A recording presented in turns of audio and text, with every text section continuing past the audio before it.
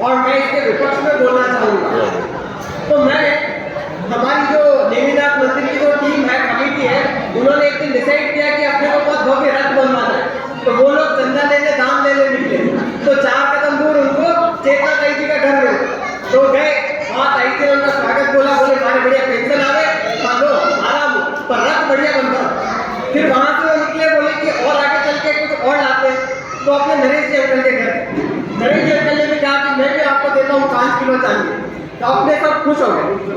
तो जब तक हमको मिलता है, जब जो धन, उसी से तो हमारा रथ बन रहा है, उसी से तो हमारा मंदिर बन रहा है। ये इतना भव्य मंदिर कि लोगों ने अपना परिग्रह दान करके ही तो बनवाया। अगर आपके पास होगा ही नहीं तो क्या हम कहीं कोने में पूजा करेंगे? लेकिन सबसे बड़ी बात यहाँ पे ये आती है, आप सभी ने पूजा की होगी, कंचन झारी निर्मल नीर। ये पूजा किसने लिखी थी बताइए?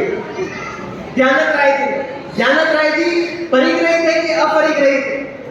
अपरिग्रही थे। लेकिन अपरिग्रही होते हुए भी उन्होंने गृहस्थों के लिए क्या लिखा है कि कंचन के कलश में आप भगवान का अभिषेक कीजिए, सोने चांदी और रत्नों से भगवान की पूजा कीजिए। तो क्यों लिखा उन्होंने ऐसा? तो हम लोग ज्यादा समझदार है कि ध्यानत राय जी ज्यादा समझदार है? तो हमें जो विद्वानों ने लिखा है उसे समझना चाहिए।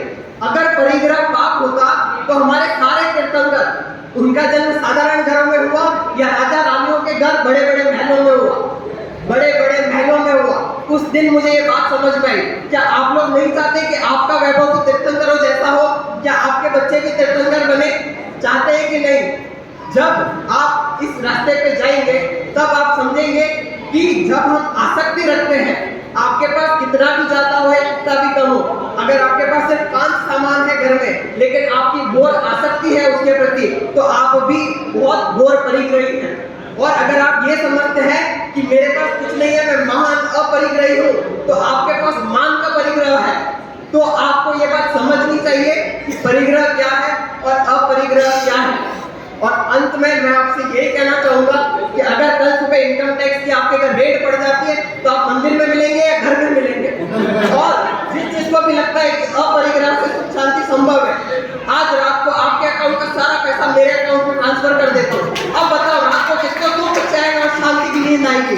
बताइए मुझे, तब मैं मान जाऊंगा कि आप वाकई में अपरिग्रह से सुख और शांति संभव है। अंत में ये कहूंगा कि आप भरत चक्रवर्ती जैसे बने कि जब सारा उनके जैसा वैभव आपको मिले, सभी तीर्थंकरों जैसा वैभव आपको मिले, और जब आप भिक्षा लें तो 48 मिनट में आपको केवल ज्ञान हो जाए। ये कहकर मैं अपनी बात करता हूं। धन्यवाद।